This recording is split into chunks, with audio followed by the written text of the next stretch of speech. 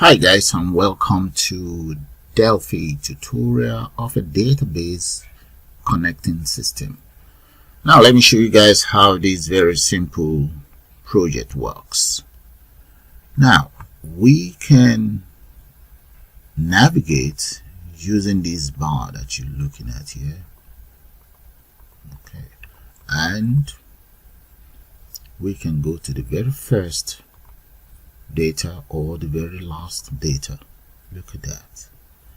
Okay, and guess what, we can even add or remove.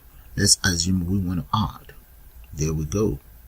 So supposing we want to enter student reference, that is our student reference there, and the name happens to be, assume the first name is, let's say, is Kerry, and the last name happens to be Casey, something like that. And the address of Miss Casey is number 17, Little Venice.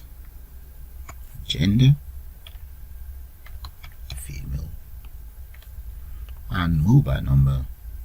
There we go. All they need to do is just scroll along, and guess what, it is added. So if we go right down, now let's look for Kerry Casey again. Let's click in here. There we go, that's Kerry. And guess what, one very good thing about this Delphi data connector system is it automatically saves it straight into Access, because that is the database system that I'm using. Let's go into Access. I just want to check that is it right. It's called trainers.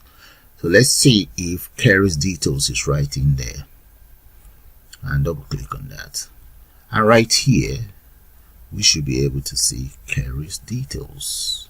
There we go, right there. That's Kerry's details officially saved. So I'm going to close that.